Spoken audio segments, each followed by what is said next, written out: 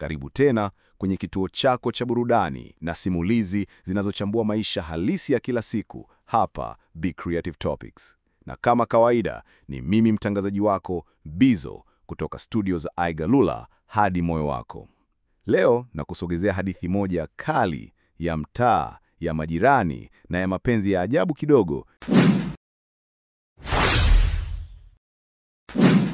Ni siku nyingine tena tumefanikiwa kukutana. Karibu Be Creative Topics.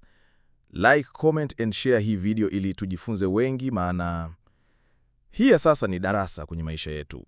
Anyways, ngoja nisiwacheleshe sana. Hebu tuingie moja kwa moja. Picha inaanzia nyumbani kwa Larry, but kwa kirefu jina lake kamili anaitwa Hillary. Huyu mwamba bwana yupo kitandani kalala na demu wake, mara simu yake inaita.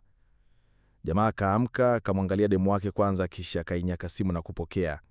Hello, acha kunipigia bwana, utaniharibia kwa demu wangu, wakati kesho nampeleka nyumbani akawaone wazazi wangu. Akakata simu bwana. Yule demu bado kasinzia, haelewi wala hasikii, ila inavyoonekana Larry alikuwa anaongea na demu kwenye ile simu. Basi bwana amsogelea demu wake na kumkisi. Wanaonekana watu wawili wamekaa nje, ambapo wawili hao ni mke na mme. Mke alikuwa akiandaa mchele kwa ajili ya kupika, huku mume wake akiwa pembeni akimpigisha story, wanacheka na kufurahi. Anaingia Larry na mpenzi wake, wanapokelewa kwa furaha sana, kisha wanakaa. Larry anaanza kumtambulisha mpenzi wake. Mama, baba, huyu ni mchumba wangu anaitwa Brenda. Brenda, hawa ndo wazazi wangu. Wazazi wakafurahi sana pamoja na Larry. Upande wa Brenda alikuwa tofauti na akaamua kukiwasha, yani akamwashia moto Larry. Larry, hivi kweli hawa ni wazazi wako? Ni maisha gani haya anaishi? Yani wewe unaishi vizuri mjini, unakesha klabu, unasaidia watu hadi mitandaoni, unatumia pesa nyingi kutengeneza sifa kwa watu ili uonekane una pesa. Kumbe umewatelekeza wako? Unajua wazazi wako usipowajali, wewe hata mkio hawezi kuwajali. Sasa wewe Larry, kama huwezi majukumu yako ya kutunza wazazi wako, mimi siwezi kukuelewa hata kidogo. Cheki wanavyoishi. Angalia nyumba yao, angalia mavazi yao. Akawageukia wazazi na kuwauliza, huu mchele kidogo mnaoandaa ndio chakula cha siku nzima ya leo? Wakakubali na kusema ni kawaida tu, mbona haina shida. Brenda akashangaa na kiendelea kusema, ni kweli tunatumia chakula kama hiki tukiwa hatuna mtoto mwenye pesa, but now Larry yupo na pesa, inakuwaje anahudumia watu wengine na kutelekeza wazazi wake? Hapana bwana, sijakubaliana na hili. Cheki mavazi yao, kweli unashindwa kuwahudumia wazazi wako? Fiksi kwanza lilikuwa wazazi wako Larry. Acha nikwambie kitu kimoja mtazamaji. Wazazi ni watu wa kwanza kukuombea wewe mafanikio, na wako radhi wao wakose ila wewe upate. Hivyo watakikosea watakutetea, but kuna muda yanawaingia. Tuendelee basi. Pale baada ya Brenda kusema sana, kaondoka na kumuita Larry, but Brenda hukutaka kusikia chochote. Baba yake anaondoka, pia akafuatia mama, pia akaondoka. So Larry akabakia amekaa na kujinamia. Baadaye anaonekana Larry yupo nyumbani kwake amekaa sebuleni, lakini TV ilikuwa inaangalika. Basi Larry mawazo yamemkaa mengi. Kiufupi yale ya kijijini yanajirudia kichwani. Larry, kama huwezi kutunza wazazi wako, mimi huwezi kunitunza. Akiendelea kuwaza, mara Brenda anaingia. Larry ananyanyuka na kumuuliza, umefuata nini hapa? Brenda akauliza, mbona silewi, kwani kuja kwa mpenzi wangu unahitaji maelezo? So baada ya kuniabisha, siweza kustahimili mateso yao, ndo nikafanya kile ambacho kila mwanamke mwenye viatu vyangu angefanya. Larry anapaniki na kuuliza, kwani hakukuwa na njia nyingine ya kutumia kutoa uja yako? Zaidi, unanifanya nionekane mjinga mbele ya wazazi wangu. Sawa, samahani. Samahani? Unafikiri utaendelea kuja hapa? Samahani haiwezi kubadili kitu chochote hapa. Niambie, kwa nini hadithi yako inabadilika sasa hivi? Samani yako itabadili ukweli kwamba wazazi wangu hawawezi kuniona chizi, si ndio? Kwamba samani yako itabadili ukweli kuwa umenifanya nionekane mjinga mbele ya wazazi wangu. Brenda akaendelea kuomba msamaha. Baby, samahani. Naomba tulie, sikumaanisha kukuudhi, ila niliwahurumia wazazi wako. Larry anapaniki zaidi na kusema, usiendelee kuniita baby, na stori yetu inaishia hapa, na ni kwamba mimi na wewe basi. Nilikuambia acha kuingilia mambo yangu. Angalia, sitamvumilia mtoarua wako, na nakuomba uondoke nyumbani kwangu. Siku nikikuoma kwangu, hutaamini nitakachokufanyia. Akafukuzwa hivyo, akaamua kuondoka. Anaonekana Brenda na Stella nyumbani kwake, Brenda akimsimilia rafiki yake kilichotokea, lakini rafiki yake akamwambia, siwezi kukuunga mkono kwenye hili, maana hukutakiwa kufanya hivyo mbele ya wazazi wake. Brenda anajitetea, lakini mimi nilikuwa naongea kwa nia nzuri tu na sikujua kama yatafikia huku. Waliongea mengi, ambapo ikafika hatua ikabidi Stella aseme ataenda amwombee msamaha, na akahakishia kuwa atajitahidi ili kumtafutia rafiki yake furaha. Anaonekana Larry yupo nyumbani kwake, amekaa sebleni, anapiga zake unywaji mdogo mdogo. Mara anaingia Stella na kumpa hai, kisha anamwambia Larry, nimekuja kumwona mchumba wako Brenda. Larry akasema Brenda hayupo, kwani hakukwambia chochote? Wakati Stella anataka kujibu, akaomba maji ya kunywa kwanza. Woman akawa ameomba maji ya kunywa. Wakati Larry kaingia chumbani kwa ajili ya kufuata maji, Stella akaa kwenye sofa, akawa anavua viatu vyake haraka haraka na kukimbilia chumbani. Larry anarudi kutoka dining room kumkuta Stella, so akawa anamtafuta huku na huku baada ya kumuona. So wazo likaja akamwangalia chumbani. Si akamkuta Stella chumbani kwake amepanda kitandani, anacheza akimsubiri Larry. Larry wakati anashangaa hapo, mara Stella akaanza kusema, nimekuwa na kuona muda mrefu na kuwazia, lakini sikupata nafasi. Leo nataka nikuoneshe jinsi gani nakupenda. Kabla Larry hajajibu chochote, Stella akaanza kumshika Larry kila sehemu za mwili wake. Na kama unavyojua bwana, wanaume linapofika swala hilo la mambo ya chumbani, kitu kinakuada kama gusa unatee, kitu inawakia kwenye gia. Larry anashangaa mnara unamsomea 100 kwa 100. Ni hatari sana. Oya, mambo yanakolea sasa. Stella akatupia mdomo wake kwenye mdomo wa Larry, kinawaka kuanzia chumba mpaka sebleni.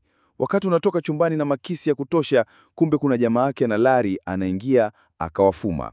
Basi haku akazugazuga, Stella akajichenga, Larry akawa anampa mkono jamaa, lakini inavyoonekana ni kama mchizi alimaindi kile kitendo, maana aliupotezea ule mkono wa Larry. Basi Larry akasogea kwenye sifa na kukaa, na jamaa pia akasogea na kukaa. Nyumbani kwa Brenda tunamuona Brenda pamoja na rafiki yake Stella wamekaa wanajadiliana. Brenda anasema, rafiki yangu, umekuwa busy sana hapa sikuoni, na sijui kama tutafanikisha hiki kitu. Nisaidie rafiki yangu, maana nahisi kuchanganyikiwa. Furaha yangu imepotea kabisa. Please. Stella anamsisitiza kuwa anaendelea kumpambania na ni kwamba ashaongea na Larry mara kadhaa, akamsihi kuwa na subira. Basi Brenda akaelewa na akatoa wazo kwamba kesho ni birthday ya Larry, hivyo labda anunue zawadi. Labda nikifanyia hivyo atanielewa na kunisamehe. Stella anagonga mlango, Larry anafungua na kusema, "Hi handsome wangu, happy birthday handsome." Larry ikawa kama surprise, akawa anashangaa na kuuliza, "Umejuaje kama ni birthday yangu? Na umejuaje vitu ninavyovipenda? Si unajua mwanamke akipenda atafanya kila kitu ili kumfurahisha mpenzi wake." Hao ni maneno ya Stella kwenda kwa Larry. Wakati Larry akiwa bado anajiuliza nini kinaendelea, Stella akiingiza mkono kwenye pochi. Larry akauliza, "Bado kuna vitu vingine?" "Ndiyo," Stella kajibu na kutoa pete, kisha akamuuliza Larry, "Will you marry me?" Kabla jibu alijatoka, tunarudi kwa Brenda. Brenda kashikilia glasi ya pombe huku akiwa amekaa chini na pembeni yake chupa ya pombe, na inaonekana kaanza muda kunywa, maana sebleni imevurugika sana, haieleweki kabisa. Pia ni mwenye mawazo mpaka analia. Mara anaingia jamaa ambaye ni rafiki yake na Larry, na ukumbuke aliwafuma Larry na Stella, anaanza Brenda aache kuendelea kunywa, maana kalewa sana na analia na mwili hauna nguvu. Anajikuta amemwagiwa pombe usoni. Jamaa anamkokota Brenda mpaka chumbani. Asubuhi inafika, Brenda anaamka anakuta jamaa anamsubiri pembeni yake. Brenda anastuka na kuuliza, "Umefikiaje chumbani kwangu?" "Jamaa, nilikuta umelewa, ujuwezi nikakusaidia kukuleta chumbani." "Na umenivua nguo kunibadilishia?" "Lakini nguo zako zilikuwa zimeloa pombe." "Ndiyo, univue nguo." "Haya, toka chumbani kwangu." "Nimesema toka chumbani kwangu." "Jamaa, lakini nini? Toka bana." Jamaa akatoka.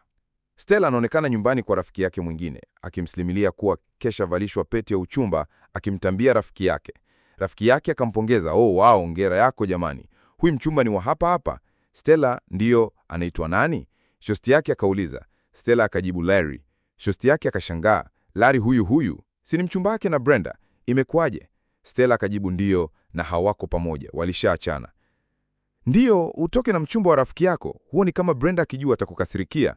Stella akabadilika na kuonekana kuanza kupanic na kusema, "Nilifikiri wewe ni rafiki yangu, utakuwa upande wangu na kunisapoti." Shosti yake akajirudi na kumwambia, "Nimeuliza tu." Basi wakaelewana na kuanza kusifiana. Stella anasema watafanya bonge la harusi ambalo halijawahi kutokea pale mjini. Gari linaingia nyumbani kwa Larry, linapaki. Anashuka Larry na wazazi wake wote wawili. Basi Larry akawakaribisha, "Wazazi wangu, mnakaribishwa hapa nyumbani kwangu, ndo ninapoishi na tutaishi pamoja hapa wote." Wazazi wakashangaa sana, maana yake hawajawahi kufika nyumbani kwa mtoto wao, na walishangaa nyumba nzuri na kubwa kama ile. Basi mama yake Larry akaanza kuimba wimbo wa kilugha huku akicheza kwa furaha. Lakini baba yake Larry alikuwa amepoa kidogo, yupo kimya. Baadaye akamuuliza, "Mbona yule binti haji kutupokea Larry?" "Binti gani baba?" "Si yule uliyekuja naye kijijini?"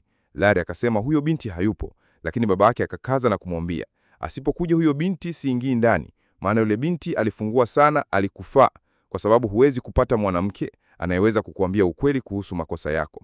Hivyo basi kama hayupo, mimi nakomea hapa, narudi nyumbani kwangu.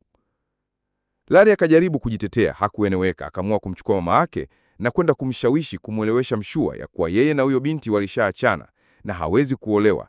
Yeye ni mwanaume, hawezi kuoa mwanamke ambaye anakuwa yupo kinyume naye. Anampinga na kumdhalilisha mbele ya wazazi wake. Na akatoa mfano kuwa hivi, unafikiri wakati anaongea hayo maneno wangetokea wana kijiji wakayasikia, wangetuchukuliaje sisi? Akamsisitiza mama yake aongee na Mshua amueleweshe. Wanarudi kumshawishi Mshua kuingia ndani. Mshua anagoma na kusema, Larry, siwezi kukaa kwenye nyumba yako. Kama ni hivyo, nirudi nyumbani kwangu, maana hii ni nyumba yako. Mama anasema, mme wangu, twende tukajadili ndani, maana Larry amesema ashaachana na huyo binti. Mzee akawaka na kusema, mwanao kakupanga, sio? Sasa nasema hivi, chagua kati ya mmeo au mwanao. Mama akaona kimenuka, hivyo akaamua kumchagua mme wake. Basi hapo akazozana kwa muda kidogo, Larry akiwazuia kuondoka, lakini isimezekana, maana mzee alikuwa kashaamua mbai. Wakaondoka. Anaonekana Stella, Larry pamoja na mama yake Larry wakitoka ndani nyumbani kwao Larry kijijini. Larry anaonekana mwenye huzuni, lakini mama alikuwa analia kabisa. Hivyo Larry alimbembeleza mama yake akatulia.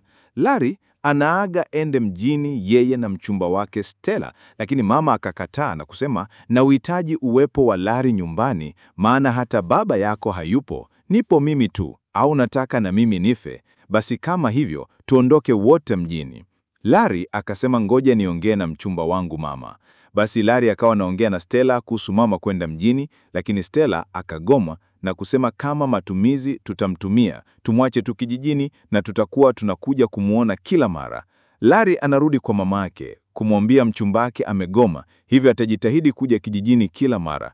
Mama kagoma, kasema, Larry, kama unataka nife pia kama baba yako niache. Larry hakuwa na la kufanya, badala yake kwenda na mama yake mjini. Jamaa rafiki yake Larry yupo kwa Brenda, kamletea zawadi bwana. Inaonekana kama jamaa anamtaka Brenda, na muonekano wa Brenda kwa sasa anaonekana ameweza kurejea kwenye hali yake ya kawaida. Vituko vinaanza nyumbani kwa Larry. Anaonekana mamake Larry akiwa na jug la maji. Stella anamfuata mama na kumuuliza, ni hii ni nini? Mbona unatumia vitu vyangu bila idhini yangu? Basi wakazozana, ikafikia tu Stella akamwagia maji mama huku akimgumbeza.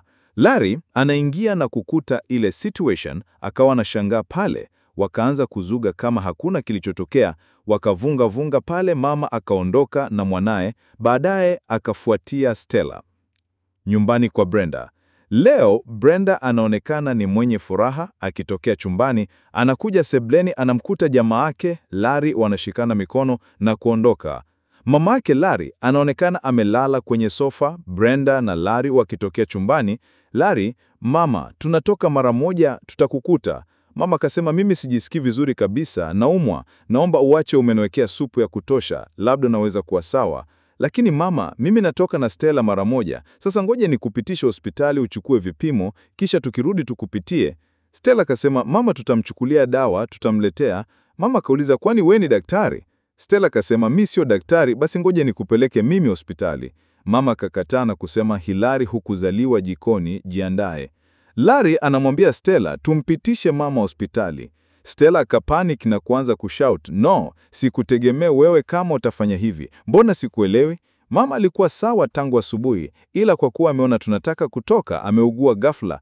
Lakini aliugua ghafla, lakini Stella ikataa, hatuendi naye huyu, maana yake huoni anafanya udanganyifu. Larry, please, siwezi kwenda na huyu mama, huoni hana mavazi ya kufurahisha? Kama unapenda recaps kama hizi, usisahau kubonyeza subscribe, like na kuacha comment. Ni movie gani unaipenda tuisimulie ijayo? Mimi ni Bizo kutoka studio ya Be Creative Topics. Mpaka wakati mwingine,